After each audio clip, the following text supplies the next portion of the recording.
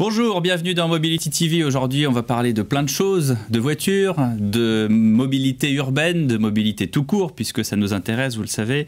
Et ce qui nous intéresse particulièrement, c'est toutes ces entreprises, start-up ou pas start-up, parce que maintenant, ce sont des entreprises qui lèvent des fonds et donc des entités très importantes qui proposent de la location à courte durée. Bonjour Benoît Sinault. Bonjour Pierre. Vous êtes le président-directeur général de Wicar. Bonjour à vous Stéphane Savouret. Bonjour. Président fondateur de Coolicar avec un K. Avec un K. Parce que m'avez-vous dit le K est plus joliment graphiquement que le C. Absolument. Mais l'idée c'est de rester cool quand même. Avec les voitures. Avec la voiture. Et on regrette l'absence de Paulin de Menton qui devait être là, qui est le fondateur de Drivey, qui pour des raisons qui lui appartiennent n'a pas souhaité venir. Mais bon voilà, en tout cas il était invité également en tant qu'acteur majeur de cette location courte entre particuliers. Question générale à vous deux. Ça ne vous a pas échappé, ça fait quand même quelques mois qu'on est sous le coup d'une grande grève à la SNCF. Est-ce que le malheur des uns font le bonheur des autres? Benoît Sinault. C'est sûr que les grèves ont généré un afflux de demande sur nos services, puisqu'on propose des moyens de mobilité alternative au train. On l'a quantifié, cet afflux de demande? On l'a quantifie. Nous, on a entre 20 et 30% d'augmentation de demandes dues à ces grèves. 20 à 30%, c'est considérable. C'est assez considérable, mais la grève est aussi assez importante. Donc en particulier, vise les week-ends, et c'est le cœur de notre métier, c'est la journée, les week-ends ou les vacances. Donc effectivement, ça drive des flux de demande sur nos services. Ce qui est intéressant, c'est surtout que ça éduque les gens à ces nouvelles mobilités. Ils l'essaient une fois, ils reviennent derrière. Donc effectivement, pour nous, c'est quelque chose qui... C'est comme les desserts, tiens, je vais plutôt en reprendre, c'est ça? Exactement, tout à fait. Parce qu'on s'aperçoit fait que les voitures sont pas très loin de chez soi, sont pas du tout chères, et donc effectivement, ça crée des clients récurrents. Chez vous, Stéphane Savouret, même si le modèle n'est pas exactement le même, hein, on aura l'occasion de dire. Même constat, nous on a doublé notre activité globalement par rapport à le mois identique que l'année passée. Et c'est clairement le phénomène des grèves SNCF qui permet d'augmenter cette activité. Donc ce que vous souhaitez, c'est que la grève continue tout l'été?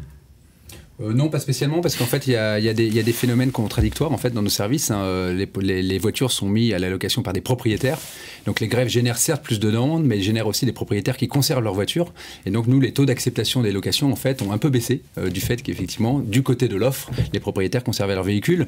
La deuxième chose, c'est que de facto, sur le tourisme, en fait, ces grèves ont un effet négatif, puisque quand on voit les syndicats hôteliers, ils accusent 10 à 15% d'annulation sur des voyages week-end vacances. Et donc, du coup, ça nous impacte aussi. Donc oui, c'est bien, entre guillemets, à court terme, ça nous permet d'initier un peu les gens à nos services, mais en l'occurrence, ce n'est pas des situations qu'on souhaite voir perdurer. Alors, on parle de courte durée. Peut-être que ce qui vous différencie l'un à l'autre, c'est que vous, ça se compte plutôt en jours ou en semaines. Vous, c'est plutôt à l'heure, non? C'est ça Nous, on a un ADN qui est très technologie et très porté sur ce qu'on appelle plutôt le car sharing que le car rental, c'est-à-dire la location de très courte durée. Il y a quelques années, Le Parisien avait fait un titre qu'on a bien aimé, qu'on aime reprendre. Coolicar invente une sorte d'autolib entre particuliers. Ça veut dire que nos voitures sont équipées avec une technologie, un boîtier qu'on installe dans les voitures et qui va éliminer toutes les contraintes de l'échange de voitures, du partage de voitures, et que vous allez pouvoir louer la voiture de votre voisin simplement en la réservant sur votre smartphone et en y accédant également avec votre smartphone, puisque la clé de la voiture va être envoyée sur votre téléphone. Donc vous pouvez louer la voiture d'en bas sans avoir la contrainte d'un rendez-vous pour échanger les clés. Donc ça permet de faire des locations effectivement de très courte durée. Et dans les faits, on observe sur Coolicar, surtout en région parisienne, en région urbaine, on observe des usages qui sont de 2, 3, 4 heures. Oui, donc on ne vient pas chez vous pour 2 jours, 5 jours. On peut aussi, on a une activité qui est très saisonnière. En période d'été, là en ce moment, typiquement, on va avoir des locations qui vont être de 1 à 3 semaines. Mais dès qu'on va revenir au mois de septembre, les locations vont revenir chez nous et ça va être des usages de très courte durée. Ça veut dire que vous êtes venu prendre des parts de marché à Drivey et à Wicar. Oui, je ne sais pas si on peut le dire comme ça, parce que je pense qu'on est tous, on est sur un marché qui est absolument gigantesque et aujourd'hui on ne représente encore pas grand-chose par rapport au potentiel du marché. Donc je pense surtout qu'on est tous en train d'aller dans le même sens et de développer les formes de mobilité partagée et d'évangéliser sur le fait qu'aujourd'hui on peut se déplacer autrement qu'en possédant une voiture. D'évangéliser, c'est intéressant ça comme terme. Parce que moi je pense toujours aux évangélistes dans les chaînes de télé américaines comme ça qu'on voit. Appelez le 0800, vous allez gagner. J'utilise ce terme parce que notre ennemi, c'est la voiture solo, c'est la propriété individuelle d'une voiture. Et aujourd'hui, ce qu'on veut arriver à démontrer tous ensemble, c'est qu'il est possible d'utiliser les voitures de façon plus intelligente et d'en optimiser l'usage par rapport à ce qu'on fait aujourd'hui. Une voiture est inutilisée 95% du temps, c'est invraisemblable. Ça, c'est effectivement le slogan que vous partagez. Stéphane Savouré, vous avez dit qu'on allait tous dans le même sens. Effectivement, ce boîtier, où on n'attend pas forcément celui à qui on emprunte, on loue à la voiture, vous y êtes venu aussi assez vite. Oui, bien sûr, Stéphane a tout à fait raison. On travaille exactement tous dans le même sens. Non seulement elles sont inutilisées 95% du temps, en plus il y en a 40 millions. Donc si on prenait 1% de ce parc de voitures et qu'on les mettait sur une plateforme de sharing, on aurait 400 000 voitures à la disposition du public. Pour comparaison, un loueur traditionnel en France a en moyenne 30 000 voitures sur son parc. Donc on vit une révolution de la mobilité, et nous en fait ce qu'on a coutume de dire, c'est qu'on ne va pas essayer de chercher des parts de marché aux loueurs traditionnels. On considère d'ailleurs qu'ils travaillent aussi avec nous, mais on va étendre ce marché de l'accès aux véhicules pour la mobilité du quotidien et habituer les gens à faire en sorte qu'effectivement, avant, pour aller, je sais pas, déjeuner ou dîner chez ma belle-mère un samedi soir, je prenais le RER, puis je prenais le train de banlieue, et maintenant en fait je peux louer un véhicule en bas de chez soi avec des technologies comme celle de Stéphane. Nous effectivement on a lancé aussi WeCar Connect, qui est basé exactement sur les mêmes principes. On envoie directement les clés sur les téléphones, les propriétaires n'ont plus besoin d'être là, on ouvre directement la voiture, on s'en va, et là on opère une extension de marché où l'accès aux véhicules ne va pas représenter les quelques milliards d'euros que la location traditionnelle représente aujourd'hui, mais plutôt quelques dizaines de milliards d'euros, puisque c'est ça la taille du marché de la mobilité. Je parlais de la SNCF tout à l'heure, WeCar Connect, il y avait quand même aussi vous aviez un partenaire qui était la SNCF, c'est-à-dire que... Sûr. Et là, est-ce que du coup avec les grèves, il y a quelque chose qui se passe, il y a moins de trains, donc il y a moins de locations au bout du train? Alors oui, c'est ce que je disais tout à l'heure sur le phénomène annulation des voyages, mais le trend il est quand même extrêmement positif sur tout ça, c'est que les gens effectivement sont de plus en plus évangélisés ou éduqués, on utilise les termes qu'on veut, par toutes les sociétés du secteur de la mobilité qui pousse dans le même sens, qui consiste à dire arrêtez de posséder des véhicules, c'est cher, ça pollue, c'est une utilisation même de la matière première qui est hors de prix et qui est totalement inefficiente. Divisons tout ça par deux, mettons les véhicules qui ne sont pas utilisés à disposition de ceux qui veulent les utiliser et arrivons à des taux d'utilisation du parc de véhicules qui ne sont pas de 5%, mais plutôt de 30, 40, 50, 60. L'optimal serait éventuellement de 100%. Il y a quelque chose qui m'a un peu choqué tout à l'heure, c'est quand vous avez dit que votre ennemi, c'est le terme ennemi qui m'a choqué, c'était la voiture solo, la voiture propriétaire. Deux réflexions. La première, c'est que il faut quand même un propriétaire pour qu'il puisse louer sa voiture aux autres. Et puis la deuxième, c'est que il y aura peut-être plus de propriétaires à la fin. Comment est-ce qu'on imagine la voiture en 2050 ? Alors moi, la vision que j'ai, c'est qu'effectivement, demain, les voitures sont autonomes, sans conducteur, donc on peut se poser la question de qui possédera ces véhicules. Et je pense que les cartes vont être complètement redistribuées. Quand on réfléchit à la mobilité de demain, les cartes vont être totalement redistribuées entre les acteurs traditionnels, dont c'est le métier de louer des voitures et d'opérer la mobilité, avec les constructeurs automobiles, avec les assureurs, avec les transporteurs, et puis les nouveaux entrants, les GAFA, les géants du Big Data, et puis les startups comme nous qui disruptons et qui inventons des nouveaux modèles. Et demain, les véhicules seront autonomes, il y aura probablement plus de notion de « je possède un seul véhicule », mais peut-être qu'il y aura des gestionnaires de flotte qui posséderont des flottes de véhicules autonomes et qui les opéreront. Mais ça, c'est demain. Et demain, ou plutôt même après-demain, c'est peut-être 2020, 2025, 2030. Ouais, enfin. Et entre les deux, il y a des nouvelles façons d'utiliser le parc existant d'automobile et de l'optimiser. Ouais. Voilà. Et d'un autre côté, la LOA et la LLD est également une de ces façons, puisqu'on ne possède plus la voiture, on paye tous les mois comme un forfait téléphonique. Complètement. Mais est-ce que d'ailleurs, à ce niveau-là, on disait... maintenant, il y a des voitures concurrence chinoise, asiatique, etc. Des voitures, on a vu qu'il y avait une Renault Kwid qui allait sortir à 4 000 €. Est-ce que la location à 29,99 €, c'est-à-dire le prix d'une box, en LOA, LLD, vous pensez que ça va être réalisable, ça ? Même si ce n'est pas votre cœur de marché, je pense que la location, enfin même le coût du leasing est toujours relatif au coût de la voiture. Parce que quelque part, c'est toujours 200, on l'achète, mais on en paye... dessous de 200, enfin 150, on ne trouve pas. Voilà, au final, on paye la voiture. Par contre, effectivement, on trouve des leasings aujourd'hui qui sont relativement bas, en particulier sur des voitures citadines, par exemple. Et nous, ce qu'on voit comme phénomène, c'est des gens qui historiquement tiraient leur véhicule à 10, 12, 15, 18 ans, avec des véhicules qui sont polluants, dans des mauvais états, et donc le parc en fait qui vieillissait, et quelque part un non-renouvellement. Et aujourd'hui, avec des services comme les nôtres, on voit des propriétaires qui se disent 120 € par mois pour une citadine, je peux tout à fait payer mon leasing en la mettant en location 2-3 fois dans le mois. Et donc du coup, ils achètent des nouveaux véhicules, ils renouvellent le parc, et c'est très très bénéfique puisque les nouveaux véhicules sont 5 fois moins polluants que ceux d'il y a 15 ans. Ça, c'est vrai chez vous aussi ? C'est absolument vrai. Et d'ailleurs, on a sorti récemment une offre de leasing qui intègre le car sharing dans les revenus du leasing. Ah, donc vous proposez le beurre et l'argent du beurre. Vous achetez, vous leasez une voiture qui est prééquipée du boîtier Coulicard, et donc elle est prédisposée pour la location. Vous la partagez, vos revenus de partage viennent décrémenter votre leasing à la fin du mois. Donc à la fin du mois, votre voiture coûte 0, parce que vous avez par exemple 250 € de leasing et 230 € de revenus d'autopartage. Voilà, donc votre voiture est gratuite. Et ça, de nombreux constructeurs sont très proactifs là-dessus, puisque comme le disait tout à l'heure Stéphane, en fait, la disruption de toute cette chaîne de valeur fait qu'à un moment donné, les constructeurs qui vendent des voitures peuvent voir en faire leur contact avec le client final disparaître, alors à moyen long terme, mais en tout cas ne plus vendre des voitures à vous et moi, mais vendre des voitures à des opérateurs, à des loueurs, et en fait eux ils veulent pas perdre le contact avec le client final. Donc effectivement ils sont aussi proactifs sur le fait de proposer des solutions d'avant-vente qui consistent à dire en fait le leasing il coûtera 300 € s'il est à 100% à toi le véhicule, il coûtera 200 € si tu t'engages à le mettre un tiers du temps à la location, il coûtera 100 € si tu t'engages à le mettre à 2 tiers du temps, et on bascule en fait dans un prix à l'usage même au niveau du leasing, ce qui n'était pas le cas historiquement, puisque le leasing historique, c'était une autre façon d'acheter son véhicule. Là, on achète vraiment l'usage, et même les constructeurs, et même toute cette chaîne de valeur. C'est qu'on ne pouvait pas acheter la voiture content, c'était ça la première raison. Aujourd'hui, c'est parce qu'on un ne financement, veut plus en fait. C'était un financement. Voilà. Le leasing était un financement. Aujourd'hui, le leasing est un mode d'achat d'une capacité à rouler plus que d'un véhicule. Voilà. On n'achète plus l'objet. On parlait d'Autolib, je ne sais plus lequel de vous deux tout à l'heure avait mentionné, je crois que c'est vous.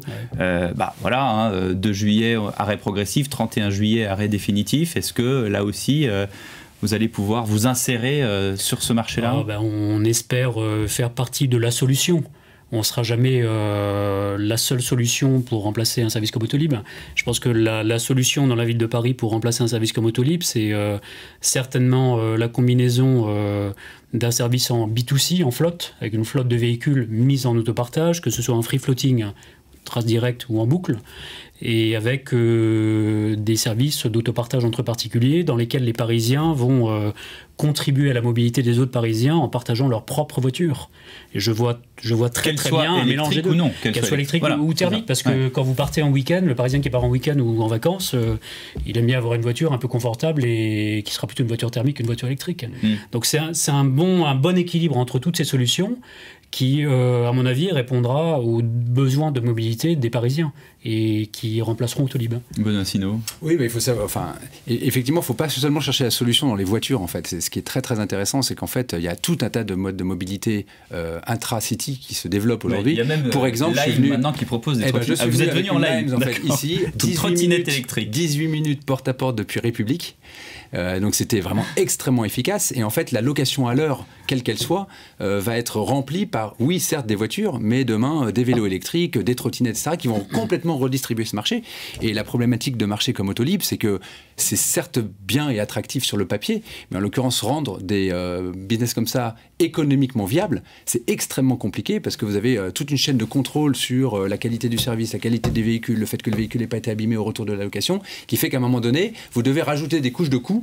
Et puis il se passe ce qui se passe, et on vient de le voir, et ça c'est très compliqué. Donc effectivement des moyens alternatifs comme les trottinettes, des vélos jouent aussi un rôle dans le remplacement de l'usage que remplissait Autolib au départ. Et la beauté des services comme les nôtres, c'est qu'ils ne remplacent pas, ils ne rajoutent pas des voitures dans les rues. Voilà, les services de B2C ont certes leurs avantages, mais ça reste des services qui vont rajouter encore des voitures dans nos rues qui sont déjà très encombrées.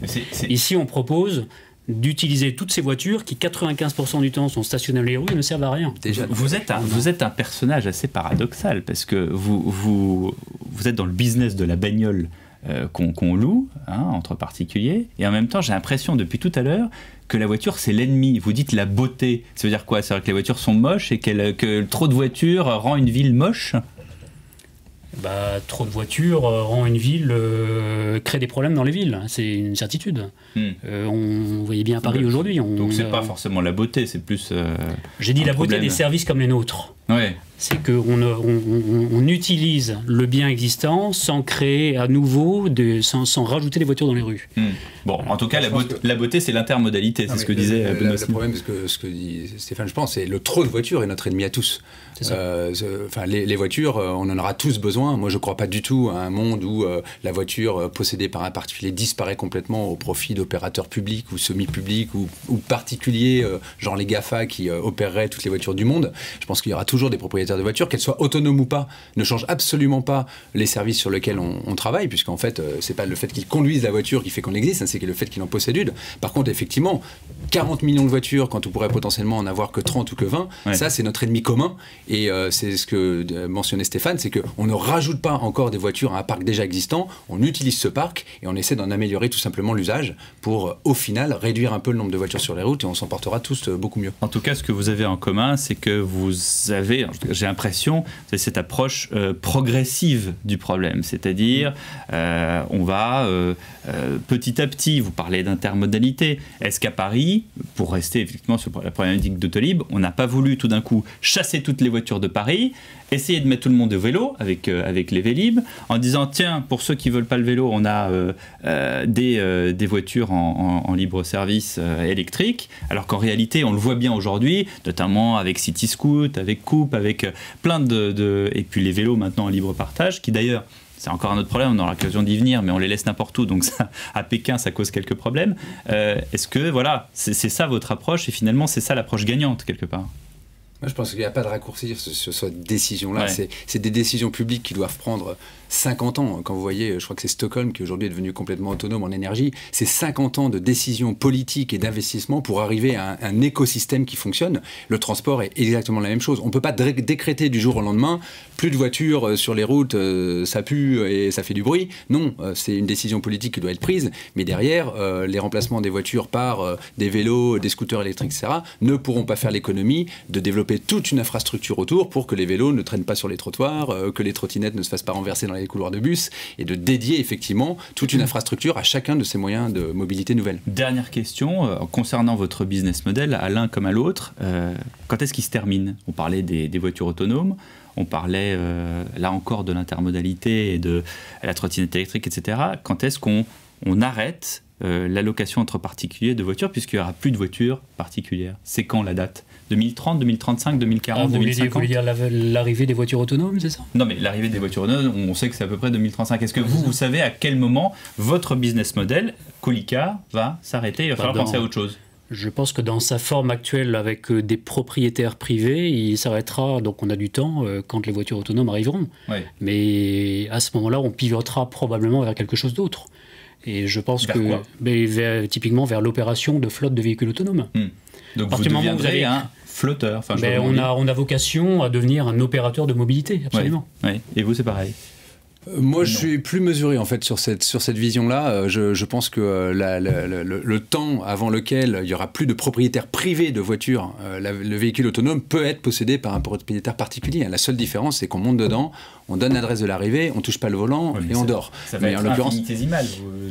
Les gens qui vont avoir une Google Car, pour l'appeler ainsi, pour bien sûr, mais après, il faut aussi voir que la problématique des villes est différente des problématiques des zones rurales. Je pense que la voiture autonome va très bien répondre à la problématique des villes.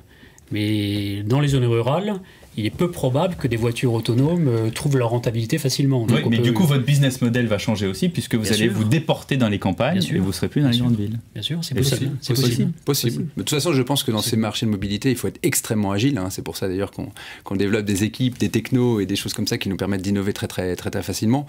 Bien malin celui qui pourrait prédire ce que sera la chaîne de valeur du transport dans une trentaine ou une quarantaine d'années.